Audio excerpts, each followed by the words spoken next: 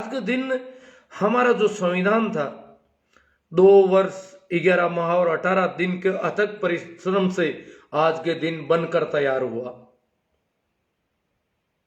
इसलिए आज का दिन महत्वपूर्ण। एक ऐतिहासिक याद है कि आज का दिन 1949 25 जनवरी को हमारा संविधान बनकर तैयार हो गया था और हम उस संविधान को किस कदर जिंदा रख पाएंगे ये आज कोई संकल्प लेना अपन को, क्योंकि संविधान के ऊपर काली छायाएं जो है बार बार उस पर कालिक पोतने की कोशिश कर रही है। तो भाई रामस्वरूप जी चौधरी कह रहे हैं किसान क्यों सो रहा राजस्थान। अब देखो बात करेंगे सब पर। हाँ, तो 25 नवंबर का दिन कई मायनों में महत्वपूर्ण है। आज के दिन हमारा संविधान बनकर तैयार हुआ था। संविधान के जो सूत्रधार थे, जो बनाने वाले मुख्य कलाकार कह दो, बाबा साहब भीमराव अंबेडकर। मैं अंबेडकर साहब को याद करते हुए नमन करता हूं आज के दिन कि अंबेडकर साहब ने किन परिस्थितियों में जूझते हुए इस संविधान सभा तक अपनी पहुंच बनाई। बड़ा अलग मामला था। देश के स्थापित वर्ग के जो तथाकथित उस समय पढ़े लिखे लोग थे, जो जाने पहचाने लोग थे, वो सब लामबंद हो गए थे कि डॉक्टर भीमराव अंबेडकर संविधान सभा के लिए कहीं से भी चुनकर नहीं आना चाहिए। अगर ये चुनकर आ गया तो मामला गड़बड़ है। तो इन्होंने पूरी अपने हिसाब से नाकाबंदी कर दी पूरे देश में कि ये कहीं से भी नहीं चुना जाना चाहिए। पर भीमराव अंबेडकर इनके इरादों को भांप गए थे कि मुझे ये कहीं से भी उत्तर भारत से लेकर के दक्षिण भारत तक जीतने नहीं देंगे। ये सब लामबंद है, सब एक है। तो बाबा साहब ने उस समय जो बांग्लादेश जो वर्तमान है वो भारत ही था, तो वहां से चुनाव लड़ना उचित समझा और वहां के मुसलमानों ने बाबा साहब को हेल्प की और वो संविधान सभा के लिए चुने गए। और चुनने के बाद फिर वो उनकी अपनी योग्यता थी कि वो इसके बहुत अच्छे शिल्पकार होंगे, ये सब समझते थे, क्योंकि दुनिया के सभी संविधानों को उन्होंने अध्ययन किया था और भारत की जो परिस्थितियां थी उसको भी वो ठीक से जानते थे कि यहाँ पर किस प्रकार का काम करना है। तो प्रारूप समिति का चेयरमैन उनको बनाया गया, अध्यक्ष बनाया गया, संविधान की जो प्रारूप समिति है उसके अध्यक्ष। तो मैं सबसे पहले तो इस बात पर आपका ध्यान आकर्षित करना चाहता हूं, आज का दिन एक ऐतिहासिक दिन है। आज का दिन कई इस मायने में महत्वपूर्ण है कि आज के दिन संविधान सभा में बाबा साहब भीमराव अंबेडकर ने अपना अंतिम भाषण दिया था। संविधान सभा में आज के दिन संविधान तैयार हो गया था और तैयार होने के बाद में उन्होंने अपना अंतिम भाषण दिया और उस समय उनके क्या बोल थे उन पर मैं थोड़ा प्रकाश डालना चाहूंगा। बाबा साहब ने कहा कि मैं यहां पर संविधान की अच्छाइयां गिनाने नहीं जाऊंगा। बाबा साहब के प्रथम भाषण के मुख्य अंशों में अगर देखें तो सबसे महत्वपूर्ण जो उनका उल्लेख था भाषण में, उन्होंने कहा कि मैं यहां पर इस संविधान की अच्छाइयां गिनाने नहीं जाऊंगा, क्योंकि मुझे लगता है कि संविधान कितना भी अच्छा क्यों न हो। बाबा साहब कहते हैं क्योंकि मुझे लगता है संविधान चाहे कितना भी अच्छा क्यों न हो, वो अंततः बुरा साबित होगा अगर इसे इस्तेमाल में लाने वाले लोग बुरे होंगे। हाँ, वो बात उनकी भविष्यवाणी है। संविधान उनके अंदर रचा बसा है, उनके सामने पड़ा है। वो कह रहे हैं कि मैं इसकी अच्छाइयां नहीं गिनाऊंगा, क्योंकि संविधान मैं ये जानता हूं, क्योंकि मुझे लगता है कि संविधान कितना भी अच्छा क्यों न हो, वह अंततः बुरा साबित होगा अगर इसे इस्तेमाल में लाने वाले लोग बुरे होंगे। ये उनकी भविष्यवाणी है। हमें यह देखना है कि संविधान को इस्तेमाल में लाने वाले लोग जो संवैधानिक आस्था की शपथ खाते हैं, पद और गोपनीयता की शपथ खाते हैं, वो लोग क्या संविधान में अपना भरोसा रखते हैं? ये सारी चीजें हमारे लिए आज विचारणीय है। इसी भाषण में जो ये बहुत, इससे एक और महत्वपूर्ण बात उन्होंने कही कि अगर इस देश के लोग व्यक्ति पूजा में फंस गए, एक व्यक्ति की पूजा करना, एक व्यक्ति को देश से भी ऊपर मान लेना, जैसे एक समय आया था जब यहां कहा गया था Indira is India, India is Indira. Baba Saheb Bhimrao Ambedkar को पता था कि इस देश के लोग व्यक्ति पूजा में विश्वास ज्यादा करते हैं और व्यक्ति पूजा में फंस सकते हैं, तो उन्होंने अपने संविधान सभा में आज के दिन दिए गए अंतिम भाषण में कहा कि धर्म के क्षेत्र में भक्ति आत्मा की मुक्ति का मार्ग हो सकता है। अगर भक्ति अपने व्यक्ति पूजा या किसी व्यक्ति में भक्ति उसके अंधभक्त बन जाए, भक्ति नहीं है, ये अंधभक्ति है। भक्ति बिल्कुल अलग चीज है। उन्होंने कहा कि धर्म के क्षेत्र में भक्ति आत्मा की मुक्ति का मार्ग हो सकता है। बाबा साहब ने यह नहीं कहा कि धर्म के क्षेत्र में भी भक्ति का कोई महत्व नहीं है। उन्होंने कहा हो सकता है, क्योंकि उन्होंने धर्म शास्त्रों को भी बहुत ज्यादा अध्ययन किया था। दुनिया भर के सारे अगर धर्म शास्त्रों में देखा जाए तो उनमें भक्ति का भाव और भरोसा रखने वाले लोगों ने बुद्धत्व के आयामों को छुआ था, वो जागृत लोग हुए थे। तो उन्होंने कहा कि क्योंकि धर्म के मामले में बाबा साहब को इससे ज्यादा पता नहीं थी, क्योंकि उनकी खुद की गहरी पेड़ नहीं थी कि वो एक धार्मिक व्यक्ति नहीं थे, वो राजनीति के दलदल में फंस गए थे। इसलिए उन्होंने कहा कि धर्म के क्षेत्र में भक्ति आत्मा की मुक्ति का मार्ग हो सकता है, परंतु राजनीति में भक्ति या न्यायिक पूजा पतन और अंततः तानाशाही का सीधा रास्ता है। अगर राजनीति में भक्ति हो गई, न्यायिक पूजा हो गई, तो अंततः वो इस देश के पतन और तानाशाही का सीधा रास्ता साबित होगी। तो हमने देखा आपातकाल जब लगा उन दिनों इंदिरा गांधी और इंडिया पर्यायवाची हो गए थे। Indira is India, India is Indira. तो वो एक व्यक्ति पूजा हो गई थी, व्यक्ति देश से भी ऊपर हो गया था, उठ गया था। तो बाबा साहब ने उस समय कह दिया कि अगर इस देश में ऐसी भक्ति पैदा हो गई, व्यक्ति पूजा या नायक की पूजा या भक्ति, व्यक्ति की भक्ति, तो पतन और अंततः तानाशाही का सीधा रास्ता होगी। आज भी कुछ वैसे ही हालात हैं, और उससे भी अगर देखा जाए तो बदतर हालात हैं। हमारे नौजवान पीढ़ी भक्ति में मशगूल है, अंधभक्ति में बुरी तरह से, और वो भक्ति तानाशाही के रास्ते पर चल रही है। जो न्यायिक पूजा यहां स्थापित हो गई है, आज क्या कह रहे हैं मोदी जी, चाहे कुछ भी कर रहे हैं वो देश के लिए कर रहे हैं, मोदी जी ही देश है, ऐसा कुछ हो गया आजकल।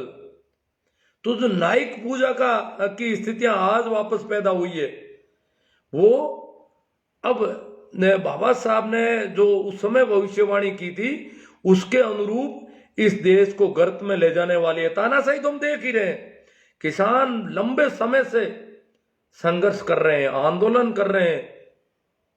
कोरोना के इस समय में भी जान की परवाह नहीं करके वो आंदोलनरत है कि इन बिलों पर पुनर्विचार करो, कुछ हमारी भी सुनो।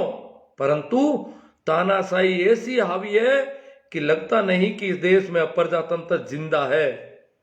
वो प्रजातांत्रिक ढंग से संविधान की व्यवस्थाओं के हिसाब से आंदोलन करना चाहते हैं किसान, किसानों का आंदोलन कोई गलत रास्ते पर नहीं है, बिल्कुल प्रजातांत्रिक ढंग है। हमारा संविधान विरोध प्रकट करने का हक देता हर एक व्यक्ति को संवैधानिक तरीके से, तो वो बिल्कुल संवैधानिक तरीके से काम कर रहे हैं, फिर भी कोई उनसे वार्ता को तैयार नहीं है इतने लंबे समय से। और वार्ता को तैयार नहीं है तो समझ लो कि प्रजातंत्र है कहां है हमारा संविधान, क्या स्थिति है। क्या हम किसी व्यक्ति पूजा या नायक पूजा में किसी तानाशाही को सिंहासन पर बिठा के रख चुके हैं। तो ये सारी चिंता है। इसके बाद बाबा साहब ने आज के भाषण में और क्या कहा था, हम उसी पे भी करें चर्चा। आज का जो ऐतिहासिक भाषण 25 नवंबर 1949 को उन्होंने संविधान सभा में अंतिम भाषण दिया, उसमें क्या कहते हैं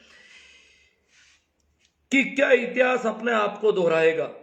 क्योंकि इस देश का इतिहास ऐसा रहा है कि यहाँ के लोग पंथों में विश्वास ज्यादा रखते हैं। पंथ जैसे कबीर पंथ है, हिंदू, मुस्लिम, बौद्ध, जैन, जो भी पंथ है, पक्षपात है, सांप्रदायिक पक्षपात है, उनमें यहाँ के लोगों का बहुत ज्यादा भरोसा। इसलिए बाबा साहब ने कहा कि क्या इतिहास अपने आप को दोहराएगा। इस देश में अलग अलग विचारधारा वाली राजनीतिक पार्टियां आएगी, क्योंकि संविधान में उन्होंने व्यवस्था कर रखी थी कि ये देश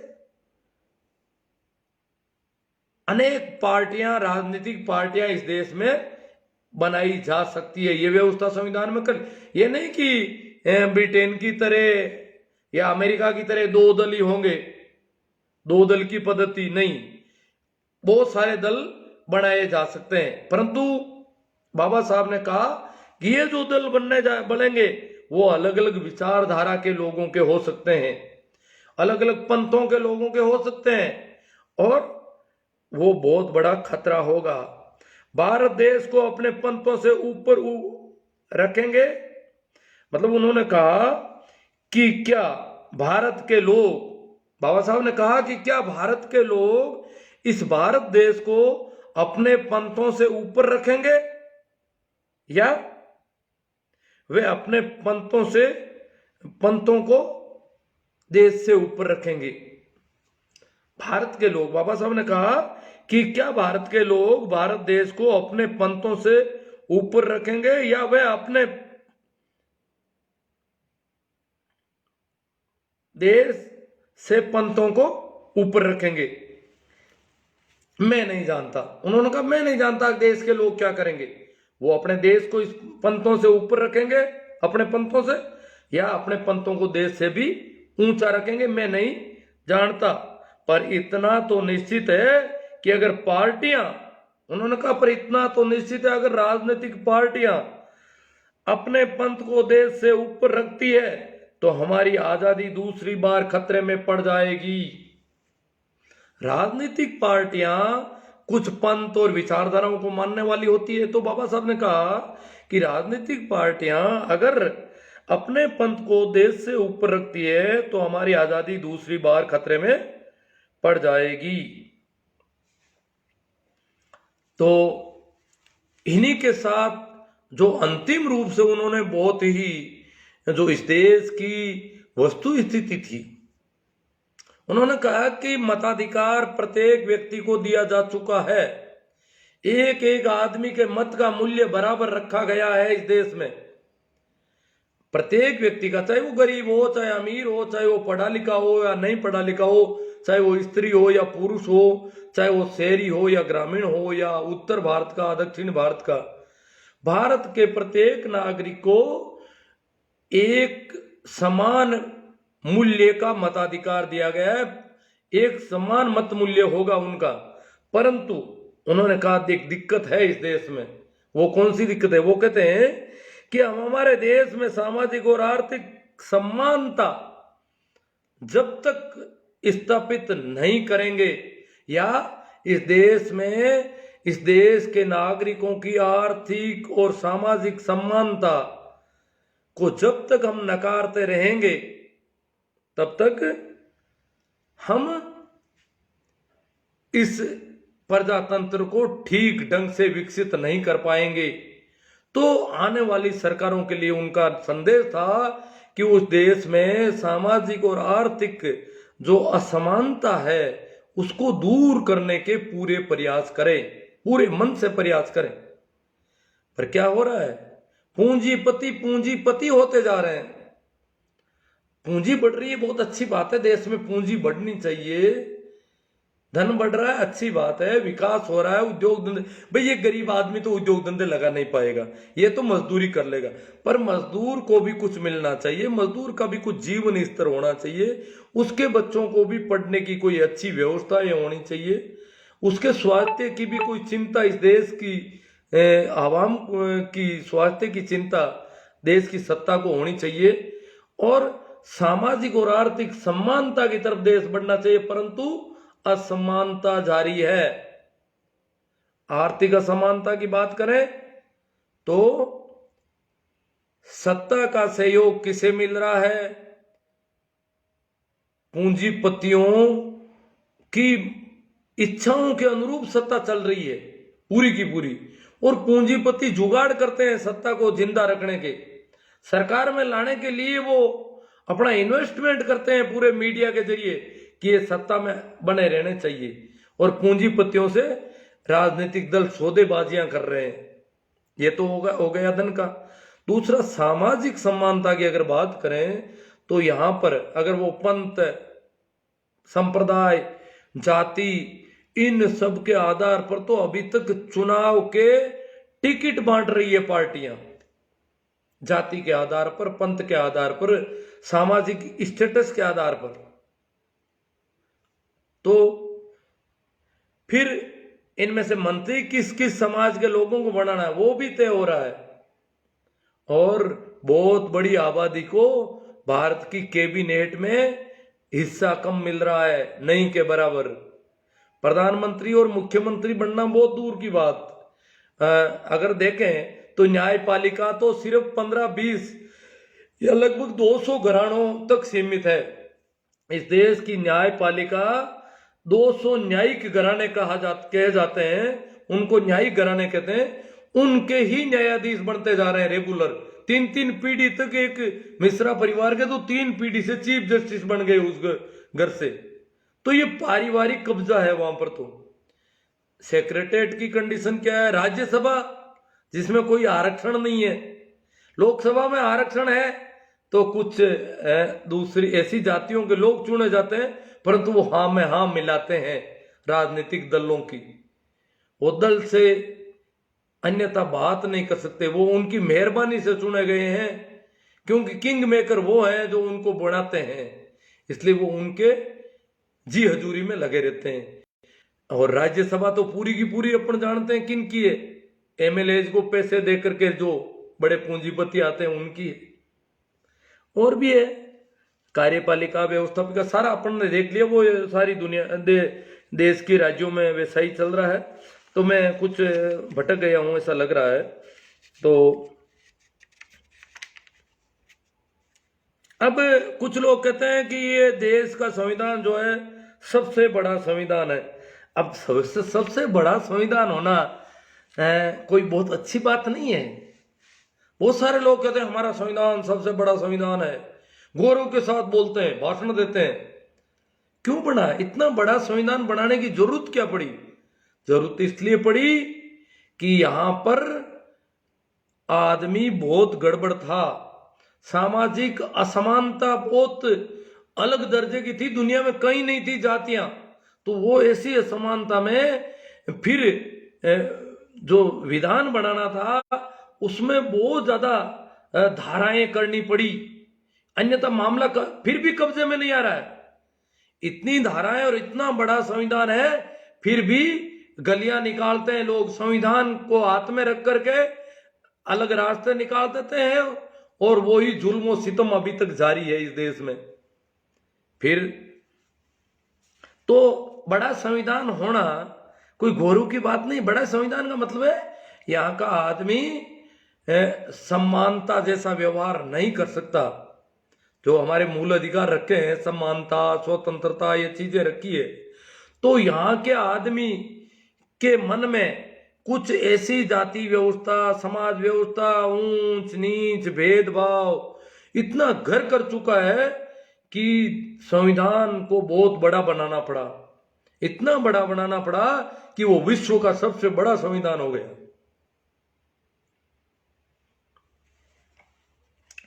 अब जो लोग इस देश में इस संविधान से पहले क्या था, विधि विधान थे शास्त्रों के, पता नहीं क्या विधि का विधान था और किस प्रकार अपन जानते ही हैं, एक दलित है या बहुत ज्यादा अलग तब के, वो कहता है भगवान ने हमें तो नीचा बना दिया, विधाता नहीं, वो कहते हैं बे माता जो विधाता पैदा करने वाला है उसने ही हमें नीचा बना, उसको कहते हैं भैया कुर्सी पर बैठ जाओ, कुर्सी पड़ी है ना, वो कहते कुर्सी पर बैठने से तो बड़ा होऊंगा नहीं, अब भगवान ने ही मुझे नीचा बना दिया तो कुर्सी पर बैठ करके ऊंचा कैसे होऊंगा मैं कुर्सी पर अगर बैठ भी गया तो ऊंचा नहीं हो सकता, क्योंकि उस भगवान ने मुझे नीचा ही बना दिया, नीची जाति में जन्म दे दिया।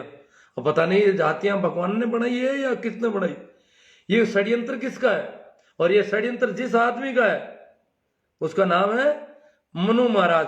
हालांकि ये बहुत सारे लोग हो सकते हैं, मैं थोड़ा पानी पी लेता हूं।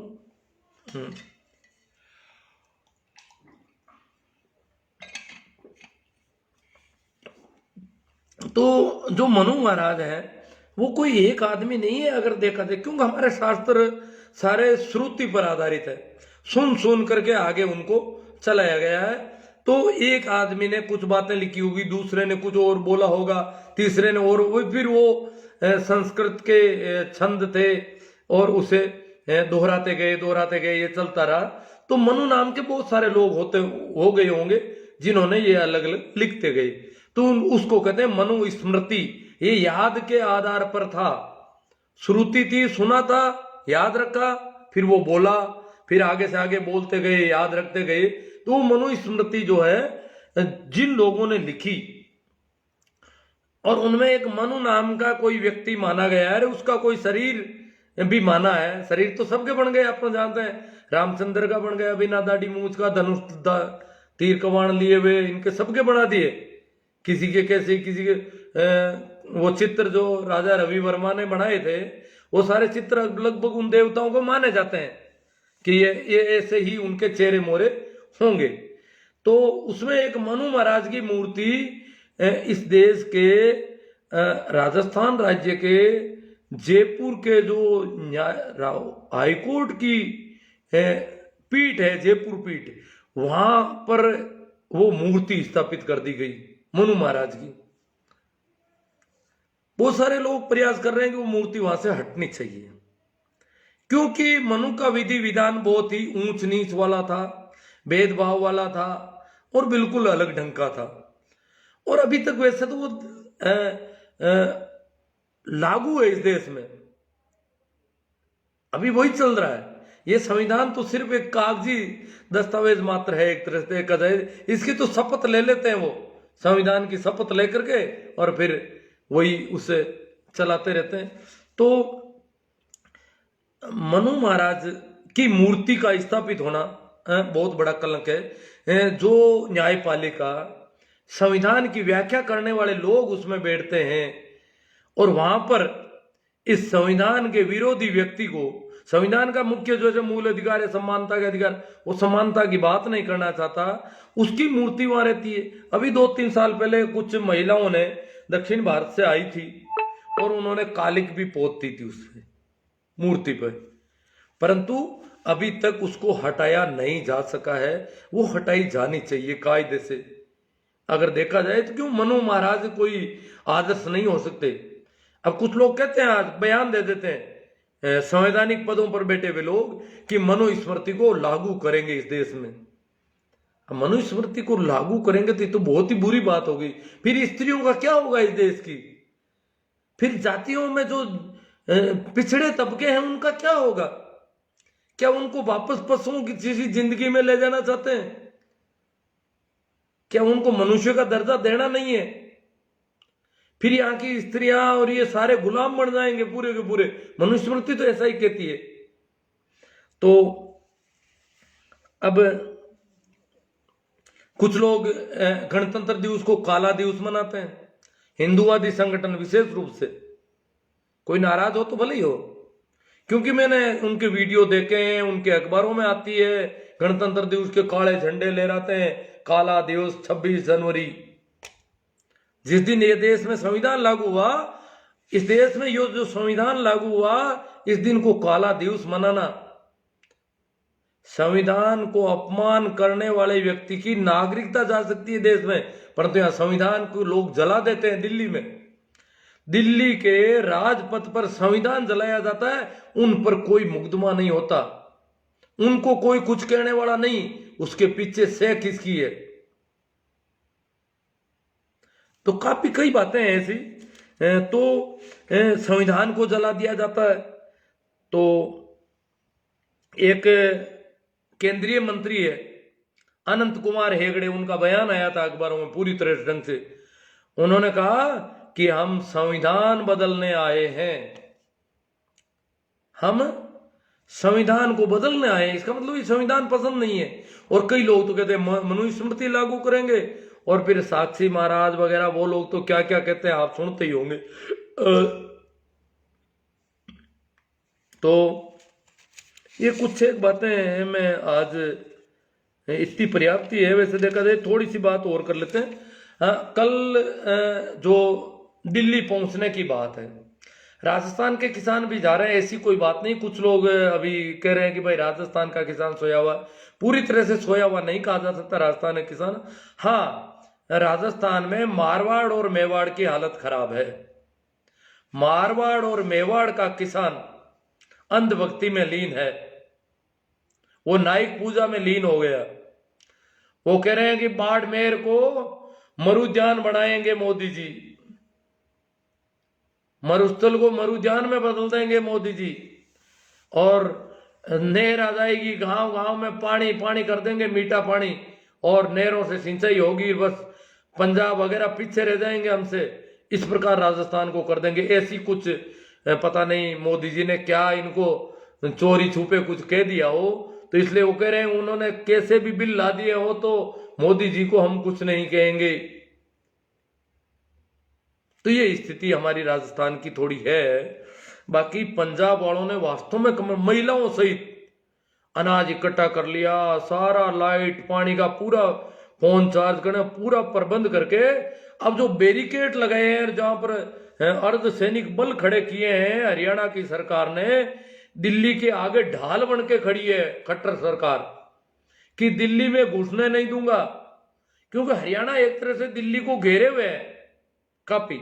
और पश्चिम उत्तर प्रदेश वाले तो वो तो अंधभक्त हो ही गए, हमें पता है, वो तो कावड़ी यात्रा में लगे हुए हैं। वो तो अपने पूर्वजों की चौधरी चरण सिंह ने और महेंद्र सिंह टिकैत ने जो चेतना जागृत की थी, उसको बिल्कुल बुझा चुके हैं पूरी तरह से। वो तो कावड़ अंधभक्त हो गए, पूरे पूरे झंडे लिए घूम रहे। उनको तो मुजफ्फरनगर के मुसलमान भाई थे, उन पर ही वो तो उनसे ही वहीं से निपट रहे हैं। तो मुसलमान भी किसान है और वो भी किसान है, सारे किसान है, परंतु वो आपस में उनको सल्टा दिया, उनका तो डोरा पक्का हो गया। और हमारा भी लगभग थोड़ा बहुत हो चुका है, पर देखते हैं कुछ होगा। राजस्थान ऐसे तो नहीं रहेगा। राजस्थान का किसान क्या है कि ये जो आंदोलन करने के लिए जवानों की बहुत जरूरत पड़ती है। यहाँ का जवान अपने माँ बाप के कब्जे में नहीं रहा, बूढ़े बुजुर्गों के बस का रोग नहीं रहा, बिल्कुल वो बिल्कुल बेलगाम हो चुका है, पूरी तरह से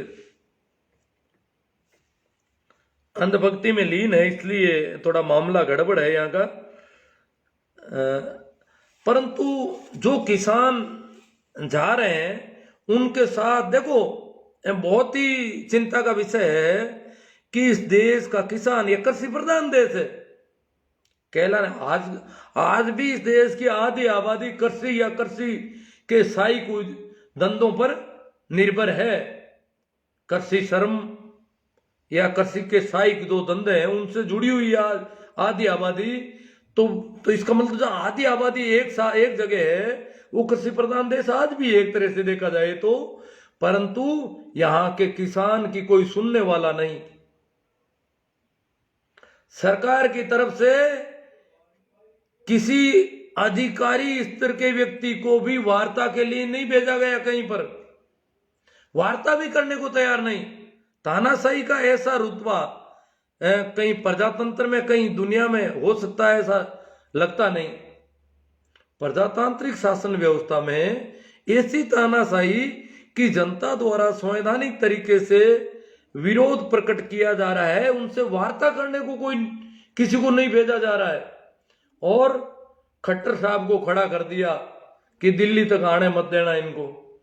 उधर कोरोना है, कई बातें हैं, किसान भी जानता है कि कोरोना है, महामारी है, परंतु किसान से वार्ता कर लो ना आप। 6 गज 2 गज की दूरी रख करके मोदी जी अपने किसी कैबिनेट मंत्री को भेजे किसानों से वार्ता करने के लिए।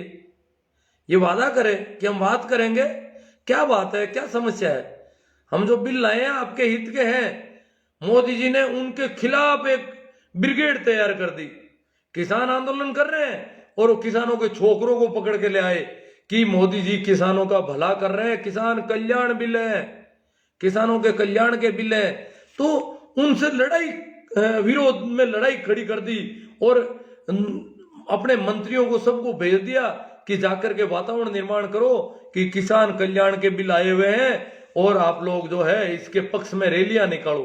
किसान कल्याण के बिलों के, मजदूर कल्याण, किसान कल्याण के जो बिल हैं उनके पक्ष में। हाँ, किसानों का कल्याण कर रहे हैं, बहुत अच्छी बात है, परंतु जो किसान उस कल्याण को अभी तक समझ नहीं पाए हैं, जो भोले किसान हैं, उनको एमएसपी की चिंता हो रही है, उनसे वार्ता तो करो ना।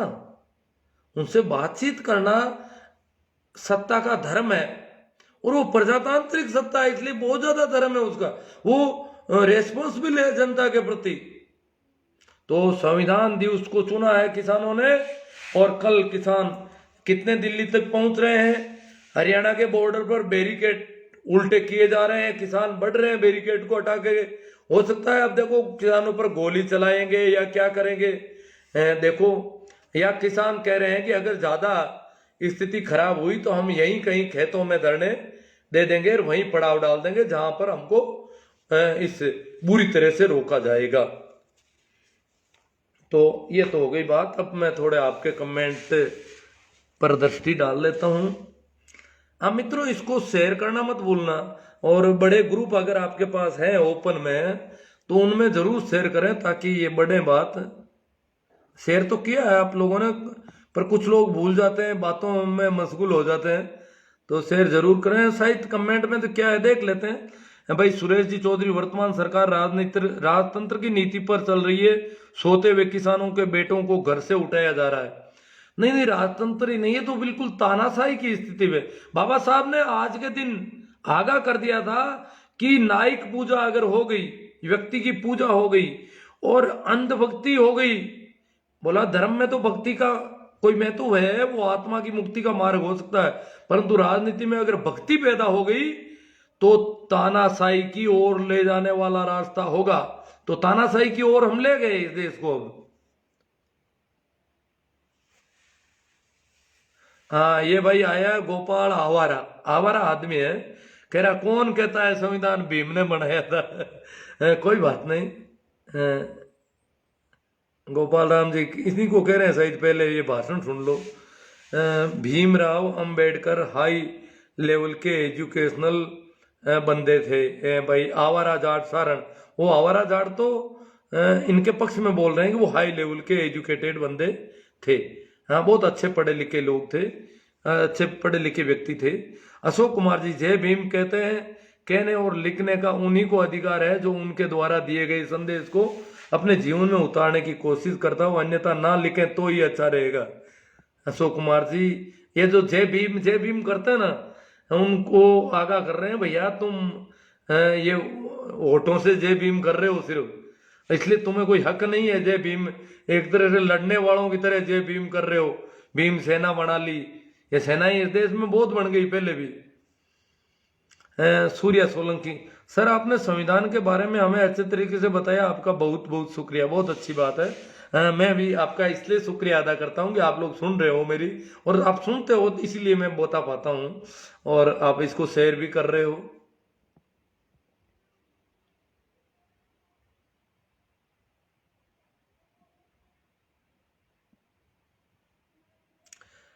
कोई ऐसी कोई बातचीत मुझे लग नहीं रहा है कि कोई करनी होगी, और मैं कोई ज़्यादा जानता भी नहीं हूँ, क्या करूँगा बात। मैं तो ये लिख के लाता हूँ थोड़ा बहुत और वो बोल देता हूँ यहाँ आके।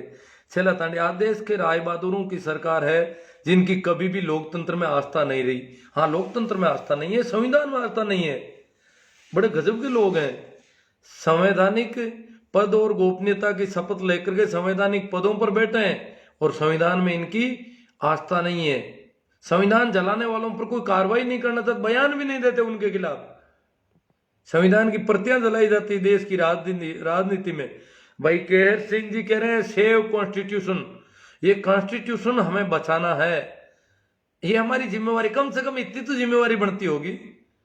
जब उन्होंने उस स्थिति में बना लिया, हम उसको बचा नहीं सकते। इस भरी सर्दी में किसानों के ऊपर वाटर कैनन से पानी की बौछार मारी जा रही है। वारे कृषि प्रधान देश। बीरमा राम जी माथरा, जूना खेड़ा, गुड़ामाला नहीं बाड़मेर में भी ऐसा देखो काफी समझदार हैं लोग। नागौर बाड़मेर को ऐसा तो नहीं कहा जा सकता बिल्कुल। कह रहे हैं कि देखो कृषि प्रधान देश में वाटर कैनन इस सर्दी में छोटी मोटी छींटे बूंदे पड़ती है तो थर थर कांपने लगते हैं लोग, और वाटर कैनन से पानी की बौछार हो रही है, और कह रहे हैं कि हमें जिंदगी बचानी है महामारी से। अरे तो जिंदगी तुम मारने के जंग कर रहे हो इनको। प्रेम जनागल कह रहे हैं गुड़सर धर्माराम जी वर्मा, जब तक ईवीएम है किसी की भी नहीं सुनेंगे। संविधान के बारे में जानकारी देते हुए आपको बहुत बहुत धन्यवाद सर केर सिंह जी। मेरा मानना है कि प्रत्येक भारतीय को संविधान के बारे में जानकारी होनी। संविधान के बारे में तो मैंने नहीं दी, कुछ बातें की मैंने। वैसे संविधान तो काफी बड़ा है, अपन जानते हैं। वो तो प्रत्येक व्यक्ति को अपने घर में रखना चाहिए, उसे थोड़ा देखना चाहिए, टटोलना चाहिए। उसकी भाषा भी बहुत समझने पर ध्यान देने पर समझ में आती है। बहुत गूढ़ भाषा है।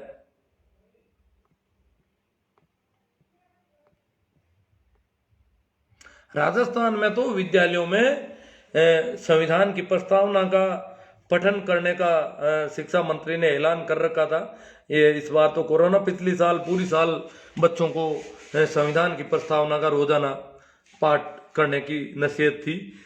गुरुजी आप ही समाज को सुधार सकते हैं, हो प्रणाम। भाई नमो बुद्धाय कह रहे हैं आप ही सुधार सकते हो समाज को। प्रणाम नमस्कार। हाँ, प्रणाम नमस्कार तो है, पर मैं क्या सुधार सकता हूँ। मैं तो वैसे सुनने में सुनता नहीं, यहाँ ठीक है यहाँ बोल लेता हूँ तो। हाँ, कुछ ये बात सही है कि मैं देख रहा हूँ पिछले 5-6 साल, बोलना तो मैंने अभी शुरू किया लॉकडाउन में, उससे पहले लिखता था और ये कॉपी करता था, परंतु धीरे धीरे काफी जागृति आई है, ये तो मैं देख रहा हूँ, और इसी वजह से मैं थोड़ा बोल पाता हूँ।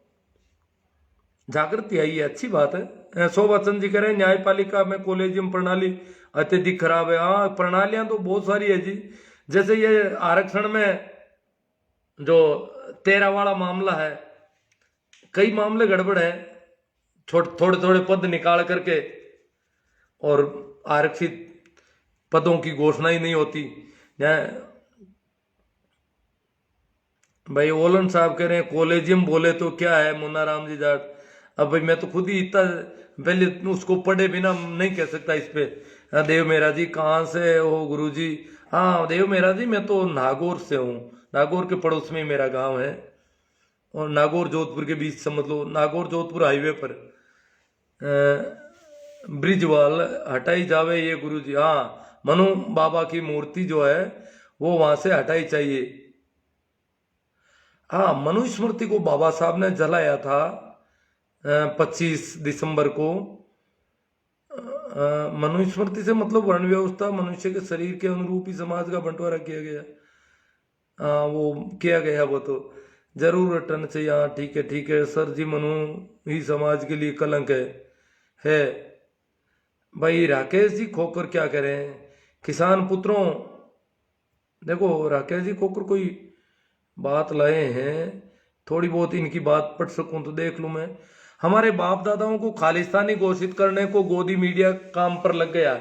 हाँ, बहुत अच्छा कमेंट है, प्रेमाराम जी की पोस्ट थी। खालिस्तानी घोषित कर रहा है मीडिया आज कि खालिस्तान प्रेरित है किसान, के देखो देश का किसान अन्नदाता उल्टे मार्ग पर चल रहा है, मोदी जी के खिलाफ आंदोलन कर रहा है, ये खालिस्तानी है। अब किसानों की मांग ये नहीं है कि भाई हम कोई अलग से खालिस्तान मांग रहे हैं, परंतु देखो इन्होंने रंग दिया है। ये मीडिया में आ रहा है आज, टीवी चैनल वाले ये धंधा कर रहे हैं, हमको खलनायक के रूप में प्रस्तुत किया जा रहा है किसानों को।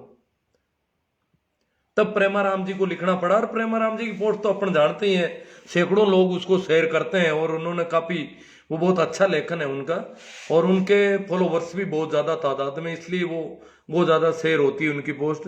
उन्होंने मुझसे कहा कि आपकी पोस्टों पर बहुत कम लाइक होते हैं, बहुत कम कमेंट होते हैं। मैंने कहा लोगों की मर्जी है, जैसा है, मेरे इतने फॉलोवर नहीं है, या जो लोग हैं वो ज्यादातर निष्क्रिय होंगे न, उनकी पोस्ट वास्तव में बहुत ज्यादा फैलती है, फिर उनकी भाषा भी है। तो उन्होंने कहा कि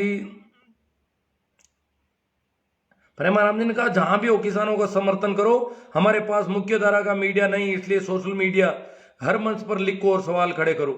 ये सोशल मीडिया, जब मैंने भी कुछ बातें किसानों को समर्थन बोली तो इसको अपन शेयर करें। तो हम भाई, हम देखो सब लोग तो प्रेमाराम जी की तरह लिख नहीं सकते, और सब लोग मेरी तरह बोलेंगे तो फिर सुनने वाले भी खड़े नहीं होंगे, तो इसलिए शेयर करना तो हमारे बस का होता ही। सोशल मीडिया हमारा, जुंकरबर्ग ने जो फेसबुक, हम अभी तक ज्यादातर फेसबुक पर कर रहे हैं काम, कुछ यूट्यूब चैनल पर भी चल रहा है, यूट्यूब भी, कुछ लोग ट्विटर पर, मैं तो ट्विटर पर बिल्कुल अभी नहीं के बराबर हूँ। यूट्यूब चैनल मैंने काफी जमा लिया मेरा, आज ये लॉकडाउन के बाद में शुरू किया था, लॉकडाउन की वजह से। तो आंदोलन को तोड़ने के लिए सरकार प्रेरित मीडिया हमारे देश के अन्नदाता को खालिस्तानी घोषित कर रहा है। किसान शांतिपूर्ण आंदोलन कर रहे हैं, संवैधानिक तरीके से कर रहे हैं, परंतु वो कह रहे हैं कि कोरोना हो जाएगा।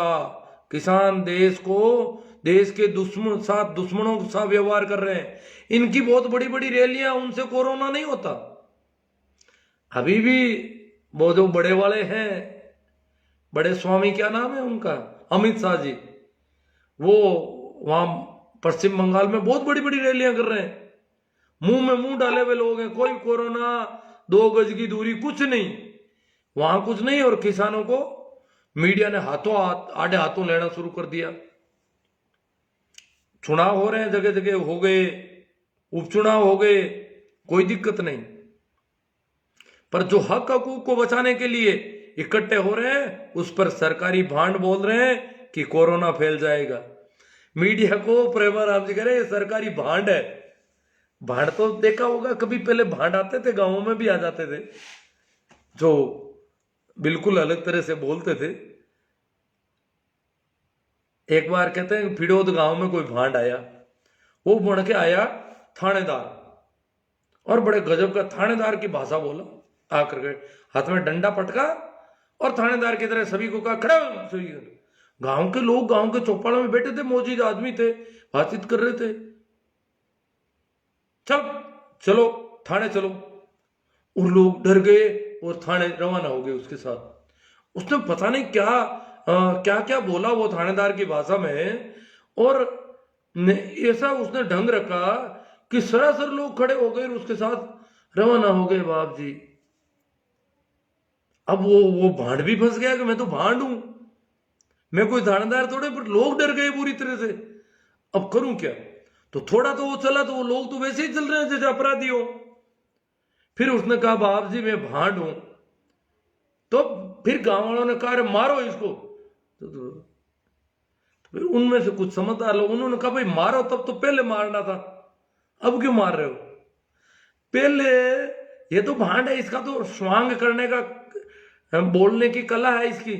तो जो बोलने की कला, जो सरकारी भांड है, जो मीडिया है, वो आज किसानों को कोरोना फैलने का आरोप किसानों पर लगा रहा है, जो अपने हकों की मांग कर रहा है।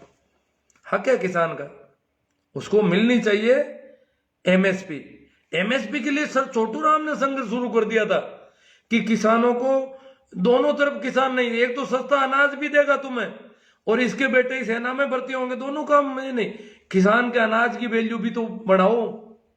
तो ये वैल्यू की लड़ाई है। किसान संघर्षशील मेहनतकश है, किसानों की इम्यूनिटी किसी सूरत में बाकियों से कम नहीं हो सकती। इम्यूनिटी देखो, प्रेमाराम जी मेडिकल में काम करते हैं, वो कह रहे हैं किसानों की इम्यूनिटी भी कम नहीं है बाकी वालों से। जो अमित शाह जी जो रैलियों में जो वो इकट्ठे कर रहे हैं बंदरों को, उनसे तो किसानों की इम्यूनिटी कम नहीं है। अंधभक्तों को इकट्ठा कर रहे हैं वो। आरएसएस ने 52 साल तक तिरंगे को राष्ट्रीय ध्वज नहीं स्वीकारा।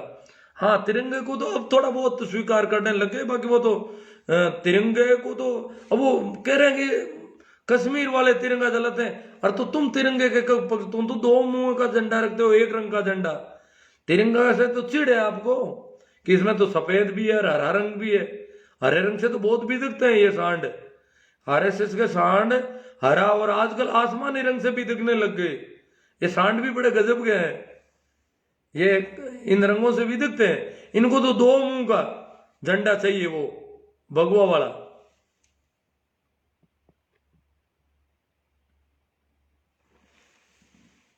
हनुमान राम जी डेडर कह रहे हैं कि सर बाड़मेर से हूं, मैं इस बिल का पुरजोर विरोधी हूं। चलो हम विरोधी तो हैं, हमारे यहाँ कोई संगठन नहीं है ऐसा जो हमको लेके चले उधर, ऐसा संगठन है नहीं। शेखावाटी वाले और वो लोग कर रहे हैं काफी मेहनत। हमारे यहाँ जो भी संगठन है वो अभी मोदी जी की गोदी में बैठे हैं। हेतराम जी गोटवाल, चौधरी चरण सिंह एयरपोर्ट लखनऊ को भेज दिया मोदी जी ने। अब देखो, वो तो मोदी जी कह रहे हैं कि बड़ी मुश्किल से जीते हैं और उन्होंने जनता ने उनको वोट दिया, इसलिए उनके बारे में तो अपन कह नहीं सकते इतना कुछ। भाई राकेश जी खोकर कह रहे 562 राजाओं को हटाकर हमने 6 लाख वीआईपी पैदा किए हैं, जिनको हवा से लेकर हवाई जहाज तक फ्री मिलता है। राजतंत्र ही ठीक था ऐसे लोकतंत्र से। वास्तव में जो वीआईपी पैदा कर दी हमने, ये जो अचकन पहन के चोला पहन करके आ जाते हैं हमारे सामने सफेद कपड़ों में, ये बड़े धोखा हो रहा है बहुत बड़ा, और ये देश को बुरी तरह से लूट रहे हैं। इससे तो ये कह रहे हैं राजतंत्र कम से कम 562 तो थे, 6 लाख हो गए ये तो, और इनका भार भी बहुत ज्यादा है, ये कम नहीं है।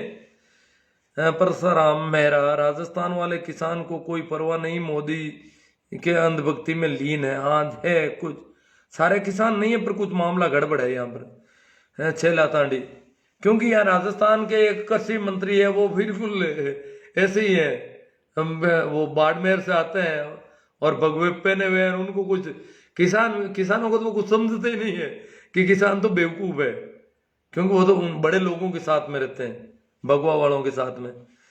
छेला राम जी तांडी कह रहे हैं कि मोदी सरकार कृषि बिल्ली नहीं, सभी प्रकार के सरकारी संस्थानों को बेचने में लग गई है।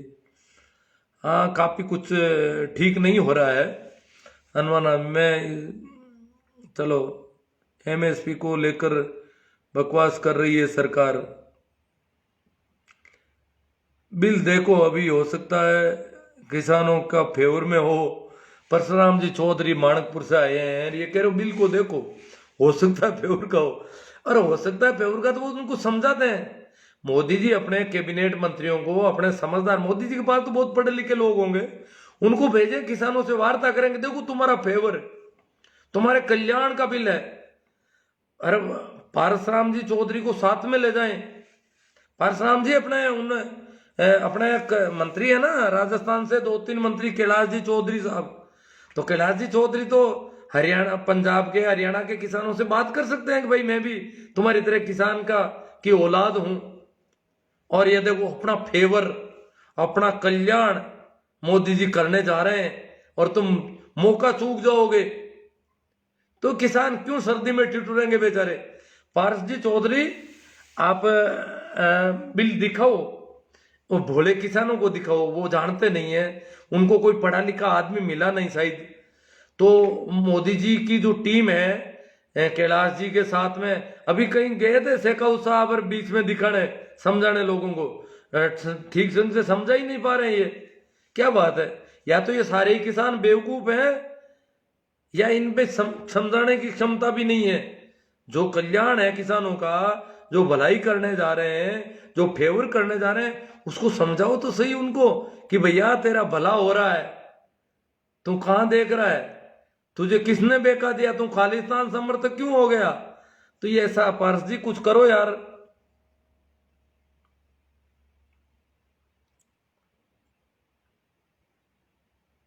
सगाराम जी गोलिया और देवो थारे कुणका ने वोट सगाराम जी गोलिया कह रहे और देवो थारे कुणका ने वोट।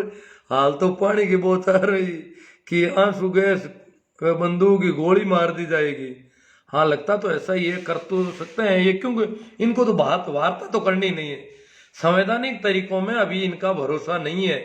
जो हमारी सत्ता जिन लोगों के पास, देखो एक जमाना था, कांग्रेस चाहे कितनी भी बुरी होगी, परंतु 5 कैबिनेट मंत्रियों के साथ 5 अन्ना के आंदोलन के लोगों से 10 आदमियों ने मिल बैठ करके मसौदा तैयार किया एक बिल का।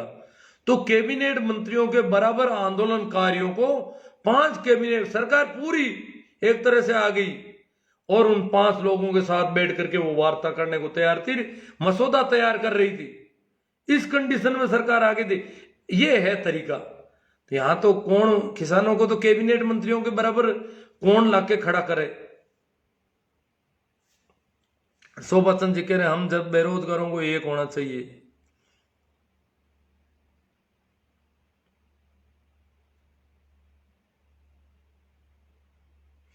किसानों को भाई जसराज जी जांगीड़ गुड़ा वाला ने से किसानों को बिजली नहीं मिल रही है और किसान हित की बात करते हैं। वो हरे किसान हितैषी सरकार है।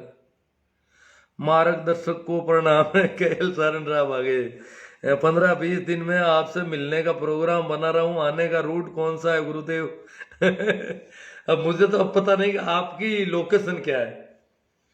मेरा तो रूट, मैं तो लोकेशन भेज दूंगा यहाँ पर। मेरी वर्तमान जो लोकेशन है जहां मैं बैठा हूं, ये लोकेशन मैं गूगल मैप की भेज दूंगा, तो रूट आपके सामने हो जाएगा पूरा का पूरा। अब आपकी लोकेशन मुझे पता नहीं, तो मैं रूट कैसे बताऊं? आप आओगे किधर से, कौन सा रास्ता है? मेरा घर नागौर जोधपुर नेशनल हाईवे पर है। नागौर से 24 किलोमीटर, और नागौर से निकलते ही पहला गांव आता है खरनाल तेजा जी का, और दूसरा गांव है मेरा।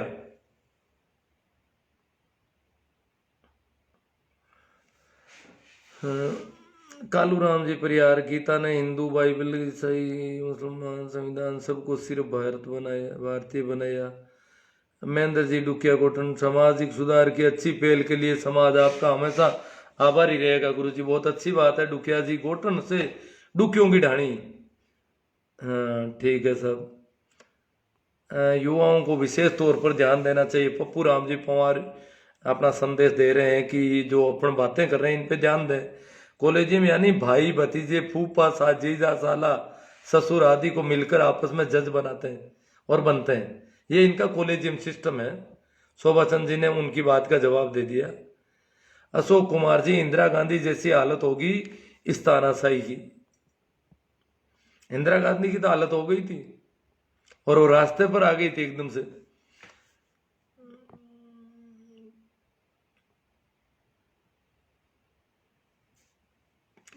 कपिल बेनीवाल, खिंसर से टावर स्कूल जावे जना हुए। खिंसर में गांव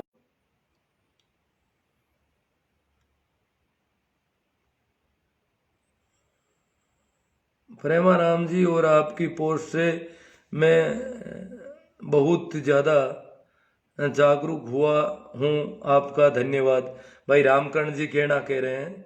गेना साहब आपका भी धन्यवाद कि आप हमारी बातों को ठीक ढंग से सुनते हैं, बिना पक्षपात के सुनते हैं। भाई झाकन खटोड़ा से बोल रहे हैं। ईद खान जी, आपकी बात 100% सत्य है। पप्पू चौधरी जी आज बहुत शेयर कर दिया सर बहुत अच्छी बात है। पप्पू जी ने मेहनत की है वास्तव में। इन्होंने अकेले ने काफी ग्रुपों में शेयर किया, ये बता रहे हैं बहुत शेयर कर दिया। बहुत अच्छी बात है, शुक्रिया आपका, साधुवाद। और भी लोग करेंगे, कर रहे हैं। सरवण जी पूनिया बेरू से, स्कूल नहीं खुल सकते पर रैली कर सकते हैं, लोकतंत्र में अब और विश्वास नहीं रहा। हाँ, रैली तो ये तो अपना धंधा है, इनका बिजनेस है। ये कह रहे हैं मंदिर खोल दो, हमारी रैलियां चलने दो, हमारी राजनीति चलने दो। हनुमान जी पटीर ऊंट वाले हसी पाऊं दरासुन धनी धनी अर्ज करूं सा। चलो चलो, बाकी लोग तो भड़काऊ भाषण दे रहे हैं। वाणी ऐसी बोलिए मन का आपा खोल, और उनको शीतल करे कुल को शीतल हो, हनुमान जी सारण कह रहे हैं। भाई मैं भी सोच सकता है कुछ भड़काऊ बातें कर देता होगा। सरवण जी पूनिया बेरा, स्कूलों में लगी पाबंदी पर कभी लाइव आओ सर। मैं तो आ गया पहले कभी कहा, अब ये स्कूलें खोलने की स्थिति में सरकारें नहीं है। अभी मामला थोड़ा ज्यादा गड़बड़ हो रहा है। सर्दियों में कोरोना जो है थोड़ा प्रभावी ज्यादा होगा, और गले में रुकावट वगैरह का डर ज्यादा बढ़ेगा। इसलिए अब तो स्कूल खोलने की स्थिति नहीं रही। पहले ये शुरू करते 10वीं 12वीं की बड़ी क्लास होंगी, या कॉलेज भी शुरू नहीं कर पाए ये तो, अब नहीं कर पाएंगे। अब तो डर बहुत ज्यादा है, डर रहे थे, सरकारें डर रही थी कि शुरू करें और कल को फैल गया तो बड़ी मुश्किल में हो जाएगी और हमारी इमेज खराब हो जाएगी। रामकर्ण जी कहना, हमारी एजुकेशन और जरूरी है, बहुत अंतर है, एजुकेशन में बहुत अंतर है। अब कोरोना की वजह से ग्रामीण क्षेत्र की तो हालत खराब। आज कोई बच्ची आई थी, मैंने पूछा भैया तुमने व्हाट्सएप ग्रुप से जुड़े हो आप लोग क्या? मैं तो पता ही नहीं था। बहुत सारे बच्चे अभी व्हाट्सएप ग्रुप से नहीं जुड़े, और कुछ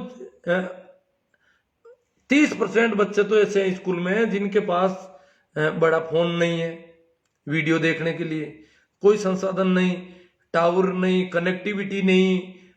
इस प्रकार के बहुत बड़ा मामला है। और शहरों के बच्चे तो बहुत अच्छी उनकी क्लास, रोज ऑनलाइन भी बहुत ढंग का काम हो रहा है, पर कर क्या सकते हैं अपन।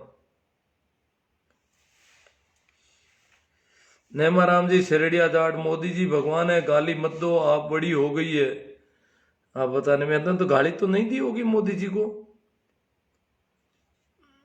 भाई नरेंद्र जी मेघवाल कह रहे हैं बीजेपी देश को बर्बाद। देखो राजनीतिक पार्टियां तो पूछो मत, इनका तो ये अपना भला नहीं कर सकती। इनमें कुछ एक लोग डंके लोग कुछ ढंग के काम करे तो अच्छी बात है, पर मामला अच्छे लोग राजनीति में आ नहीं रहे हैं, बहुत बड़ी दिक्कत की बात है। बुधरानी सारण साहब, हनुमाना राम जी, जरिया बूंटी के लिए तो भेजा क्यों सर मर, आप दर्द मीठा हो तो शौकत खाया, दर्द मीठा हो को शौकत खाया। अब मैं समझ नहीं पाया यार, थोड़ा आगे चल रहा हूँ। बारूपाल जी मारवाड़ के मार्गदर्शक को प्रणाम करता हूँ। ये कह रहे मारवाड़ के मार्गदर्शक। हनुमान जी बुधरानी, समाज को बातें कर रहे हो, आपको बहुत बहुत धन्यवाद। ठीक है, आपको भी धन्यवाद। चित्तलवाना सांचोर, ठीक साहब, चित्तलवाना जालोर जिले का है। नेमा राम जी सेरेडिया, अंग्रेजी मन का दांती बाप जी, महात्मा गांधी जी की हत्या करने वाला ऐसे ऐसे आदमी था नाथूराम गोडसे। हाँ वो सही बात है।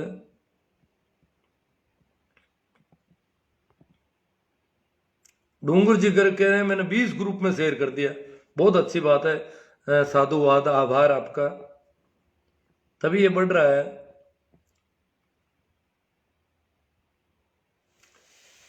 रैली कर लेंगे बहुत, स्कूल नहीं जाएंगे। वाणी ऐसी बोली अब। अरे भाई आ रहे हैं पूनम जी सेवर, इनका कमेंट लेना पड़ेगा। मोदी सरकार जिंदाबाद, ये इनका कमेंट है। फिर सोहन जी गोयल आ रहे हैं बम्बोर दर्जियान से, जय श्री राम या सब। हुक्मा राम जी सिरोही, और की बताओ पे ध्यान मत दो, और इन पे ध्यान मत दो, और की बताओ हुक्मा राम जी। और मैं काफी बोल रहा हूँ पहले, बहुत ही अच्छी बातें बोल रहा हूँ, आप इसको पीछे लेके सुनोगे, मैं अभी शेयर कर दूंगा इसको। मैं आपसे सहमत हूँ सा। चलो जो भी है, काफी बातें हो गई।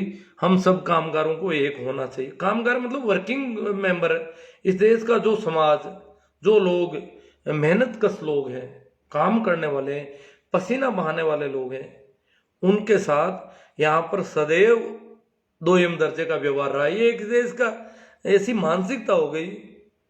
यहाँ क्या क्या किया गया, यहाँ काम करने को अच्छा नहीं माना गया। जो बिना काम किए, बिना परिश्रम किए अगर किसी प्रकार से दूसरों का कमाया हुआ हड़प लेता है, चाहे वो धर्म के नाम पर, चाहे वो साहूकार ई के नाम पर, चाहे वो महाजनी के नाम पर, वो हड़प लेता, उसको भला आदमी, उसको श्रेष्ठ बताया गया। सेठ, श्रेष्ठ, महाजन, जो मिलावट करते हैं उनको महाजन बताया गया। यहाँ पर देखो बड़े इसके देश के शब्दों को देखो। महाजन इस देश में उसको कहा जाता है जो मिलावटखोर है, जो कम तोलता है, जो मीटर मापता है तो 5 सेंटीमीटर कम हो जाता है उसमें। तो अपन सोचते हैं हमने 5 मीटर कपड़ा खरीद लिया और इससे हो जाएगा, वो तब तक 4.25 मीटर हो जाता है कपड़ा, हर मीटर में खा जाता है। वो साहूकार है, वो महाजन है, वो सेठ है, यानी श्रेष्ठ व्यक्ति। तो श्रेष्ठ व्यक्ति तो हमने उसको कहा जो इस प्रकार ठगी, धोखाधड़ी, मिलावट, कम तोलना, पूरी बेईमानी से भरा व्यक्ति, उसको हमने श्रेष्ठ व्यक्ति कहा। इस देश की भाषा है, हमारी भाषा में उनको श्रेष्ठ कहा जाता है। फिर जो भी बिना कमाया हुआ हड़प लेते थे, चाहे वो किसी भी तरीके से, उनको हमने बड़े आदमी माना, ऊंचा माना। और जो जिनका शोषण होता गया उनको नीचा माना गया। जो सेवा करते थे उनको हल्का माना गया, और जो सेवा करवाते थे, दूसरों से अपनी सेवा करवाते थे, उनको बड़े आदमी माना गया, ऊंचे वर्ग माना गया, सवर्ण माना गया, उच्च लोग माना गया। ये मानसिकता रही थी इसकी। जो दूसरों की सेवा करते थे वो तो हल्के, और जो दूसरों से सेवा करवा लेते थे वो ऊंचे। जो पैर पकड़ते थे वो नीचे, जो पैर पकड़वाते थे वो ऊंचे। जो साफ सफाई के धंधे करते थे, समाज में मरे हुए पशुओं को बस्ती से बाहर घसीट कर ले जाते थे, उनको नीचा। जो गंदी नालियों को साफ करते थे, सारी गंदगी को साफ करते थे, वो नीचे। गंदगी को चुन चुन करके साफ करते थे, वो नीचे। और जो गंदगी बिखेरते थे वो ऊंचे। ये हमारा उसूल रहा है, ये हमारी भाषा रही है। जय प्रजापति भारतीय कह रहे हैं, करीब करीब सभी बातों से सहमत हूं आपकी से सर। हम पिछले 7-8 महीने से विद्यार्थियों को free of cost online quiz free of cost करवा रहे, बहुत अच्छी है, पर करें क्या, हमारे बच्चों के पास गाँव में सुविधा नहीं है। आप अपने लिंक देना सर, कहाँ एक दिया है आपने, तो इसमें आप बिल्कुल फ्री है, कोई भी बच्चा अप्लाई कर सकता है ना। ठीक है, मैं इसको प्रसारित करूंगा जितना हो सके। रात 8:30 से खुलेगा, जो कि 15 मिनट एक्टिव रहेगा कल ये लिंक। ठीक है, करेंगे प्रचार प्रसार, आपकी बात का करेंगे सर, बहुत अच्छी बात है। भाई ये मोहनगात से बोल रहे हैं पुखराज जी। जय प्रजापत जी कह रहे हैं कि हम करीब करीब सारी बातों से सहमत हूं मैं, और आपसे प्रभावित भी काफी हूं। पाखंड, भ्रष्टाचार और ढोंग पर काफी जोर की चोट कर रहे हैं आप। मैंने 10 लाख लोगों को ग्रुप में शेयर किया है, तथा आप सारी रात ऑनलाइन रहना पड़ेगा। मैंने बबीता ट्रांसपोर्ट नागौर से कह रहे हैं वो। ठीक साहब, मारवाड़ के मार्गदर्शक, चलो बार 20 ग्रुप में शेयर किया। अंबालाल जी डांगी, हाथ तो भारी है। गहना राम जी पुण्य करे, नशा चढ़ा है मोदी कैबिनेट को नया, चाहे पैसा का हो चाहे शराब का हो, पैसा हो जनता उतार देंगे। भाई प्रजापति जी गोटवाल ने 50 ग्रुपों में शेयर कर दिया। अध्यापक जी के बहुत अधिक प्रयास करने के बावजूद विद्यार्थी रुचि नहीं दिखाते, अगर दिखाते हैं तो नेट कनेक्टिविटी नहीं मिलती। हाँ, ये थोड़ी दिक्कत है।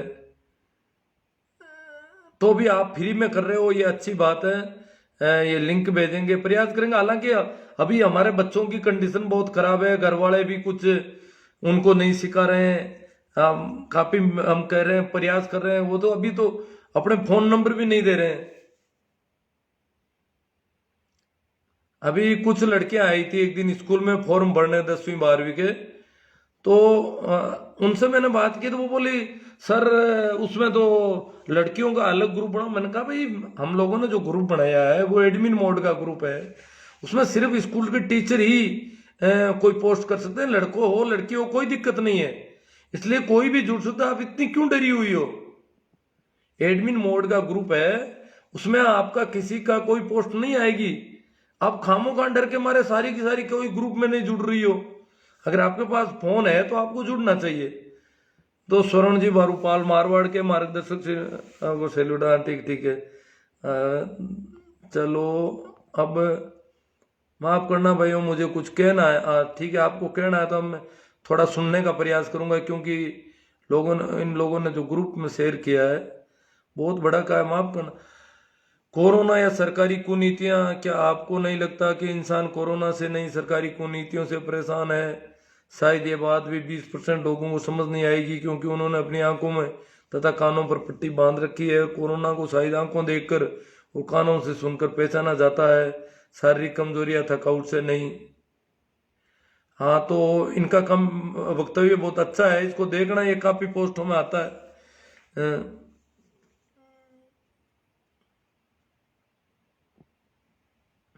कल संविधान पर क्विज है इनकी भाई, पुखराज जी की तरफ से। अच्छी बात है, वो शाम को 8:30 बजे प्रश्नोत्तर होंगे, तो बच्चों को तैयार करने हैं।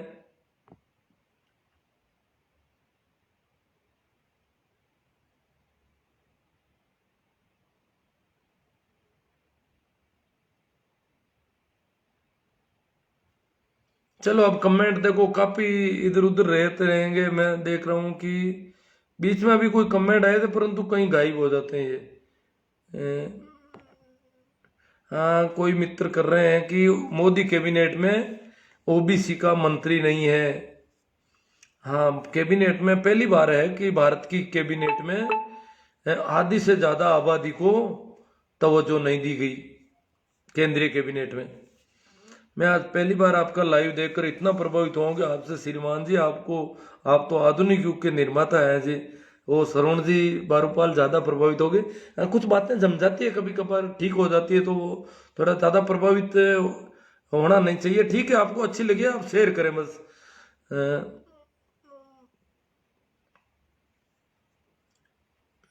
क्या है कि सामान्यतः अगर आप अंत से स्वीकार करते हैं, अच्छी बात है। ये प्रभावित होना भी तो एक तरह से नायक पूजा है, व्यक्ति पूजा है, अंधभक्ति पैदा कर देता है, गुलामी पैदा कर देता है। इसलिए थोड़ा ध्यान रखना है और पूरी सजगता के साथ सबकी बातों को सुनना है और फिर अपने हिसाब से निर्णय लेना है।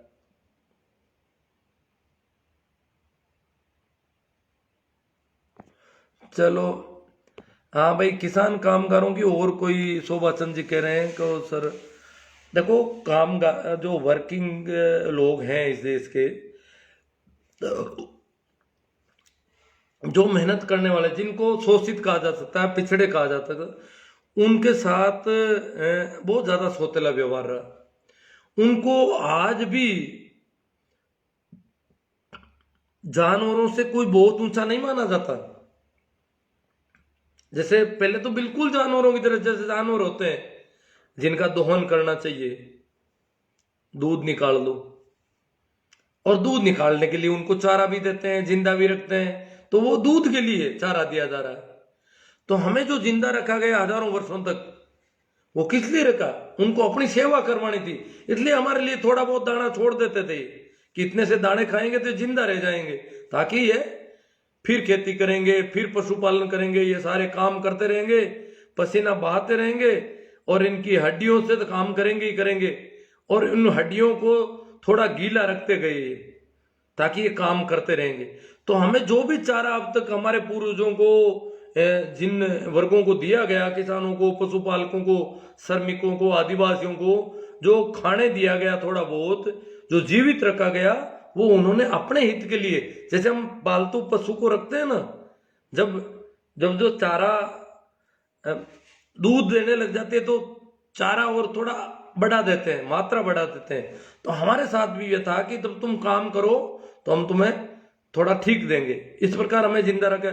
इसी प्रकार दूसरे जानवर होते हैं, माल ढुलाई का काम करते हैं या हल खींचने का काम करते हैं। पशु दो तरह के थे, एक तो दोहन करना, एक माल ढुलाई। तो हमें वैसे ही लगभग माना गया हजारों वर्षों तक। उपयोग की वस्तु, हमें मनुष्य का दर्जा मानसिक रूप से इन्होंने नहीं दिया था। अन्यथा इतना सौतला व्यवहार कभी नहीं होता किसी व्यक्ति के साथ।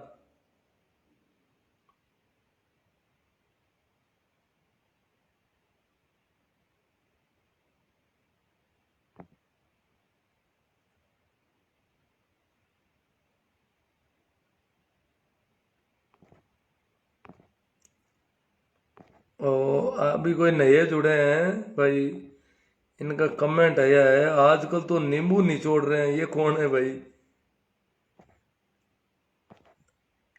तो काफी लोग हैं अभी जो, अब आज पता नहीं कितने कमेंट, ये तो पार ही नहीं पड़ रहा है।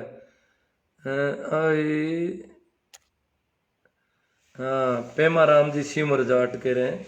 तो चलो मित्रों, आपसे एक अनुरोध करना, एक तो किसान आंदोलन को समर्थन हम दे ही रहे, देना है। कल संविधान दिवस है। कल के दिन संविधान सभा से ये पारित हुआ था। आज के दिन तो बाबा साहब ने अंतिम भाषण दिया था, और कल के दिन संविधान सभा ने इस संविधान को पारित कर दिया कि ये संविधान सभा ने स्वीकृत कर दिया, अंगीकार कर लिया, और इसे लागू करने के लिए 26 जनवरी 50 का दिन तय किया गया था कि 2 महीने बाद में इसको लागू किया जाएगा। तो कल का दिन इसलिए महत्वपूर्ण है कि वो उसे संविधान दिवस के रूप में पूरे देश में मनाया जाता है। और मैंने तो आज बात कर ली, काफी ठीक रहेगा। कल लाइव करने का विचार वैसे आज नहीं है मेरा, ठीक हूँ, अच्छा है। तो आप इसे शेयर करें ज़्यादा से ज़्यादा। और मेरे YouTube चैनल को कई मित्र कह रहे हैं हमने वो वीडियो नहीं देखा, तो आप उसमें सर्च करें, जिससे संबंधित वीडियो देखना चाहते हैं YouTube चैनल में सर्च का ऑप्शन होता है, आप सर्च करोगे तो वो वीडियो आपके सामने होगा। और अगर आपने सब्सक्राइब कर रखा है, सदस्यता ले ली है मेरे YouTube चैनल की, तो मेरे वीडियो आपके सामने आने लग जाएंगे। तो ये थोड़ा आप करें। YouTube चैनल पर बहुत ज्यादा वीडियो चढ़ा रखे हैं मैंने, काफी तादाद में, और चढ़ते जा रहे हैं रोज। मैं यही कर रहा हूँ, पिछले 6 महीने से मेहनत कर रहा हूँ। देखो आंखें भी इस वजह से थोड़ी कमजोर पड़ती लग रही है, कान तो पहले से गए हुए हैं। तो आपको ये जो मैं कर रहा हूँ, कुछ लोग मेरी बातों को मान रहे हैं, समझ रहे हैं, और उन बातों का वो वजन मान रहे हैं उनका। तो आप उसको YouTube चैनल से उसका लिंक लेकर के वीडियो को शेयर करो अपने दोस्तों को, अपने ग्रुपों को, विभिन्न सोशल साइट पर YouTube चैनल के जरिए, ताकि आप इसको अच्छा इस आवाज को दूर दूर तक फैला सकेंगे। क्यों, हमारे पास सोशल मीडिया है। अब भाई वो बड़ा बड़ा मीडिया तो वो तो पैसों से चल रहा है, हम बिल्कुल फ्री में काम कर रहे हैं, जो भी कर रहे हैं आप और हम जो कर रहे हैं। तो आपको ये फ्री में जो जब मैं इस मेरी उम्र भी होगी थोड़ी बहुत, और कानों से खराब हो गया, फिर मेरी कोई घरेलू काम भी थोड़े बहुत होते ही होंगे, कम है, बहुत कम जिम्मेवारी है मेरे, फिर भी मैं बहुत समय देता हूँ यहाँ पर। तो मेरा समय इतना दिया हुआ सार्थक तभी होगा जब आप मेरे YouTube चैनल के वीडियोज को भी, और सिर्फ आज आपने बहुत ज्यादा शेयर किया, इस सब के लिए तो सभी मित्रों का आभार, साधुवाद। और भी आपको काम करना है इस मुहिम में, आपका लगन और परिश्रम जारी रहेगा, तभी हम कुछ आगे बढ़ेंगे, तभी ये मुहिम आगे बढ़ेगी। परिश्रम आपका काम आएगा, मेरा तो क्या, मैं तो बोल दिया। अब आपका परिश्रम इस बात को आगे फैलाएगा। अलग अलग सब में ग्रुप है, मैसेंजर में ग्रुप है, व्हाट्सएप में है, फेसबुक में है, और बहुत सारे और जो लोग काम ले रहे हैं, कई टेलीग्राम वगैरह जो भी है। और फिर तो कुछ लोगों ने मुझे पूछा कि आपके YouTube के वीडियो हम डाउनलोड करके हम हमारे चैनल पे शेयर करें। आप आराम से करो, कोई दिक्कत नहीं किसी को। मैंने ये पूरी स्वतंत्रता सबको दे रखी है कि मेरे वीडियो को आप भले ही शेयर करो, हाँ उसमें थोड़ा जिक्र मेरे नाम का रखना, ताकि वो गलत नहीं लगे दिखने में। ठीक है, धन्यवाद, प्रणाम, नमस्कार, राम राम। और मैं अब इसको शेयर कर देता हूं, और आप इसको जो भी पीछे से देखना चाहते हैं उसको पीछे से देखें, क्योंकि आज का लाइव काफी अट्रैक्टिव रहा है, अच्छा रहा है। ओके।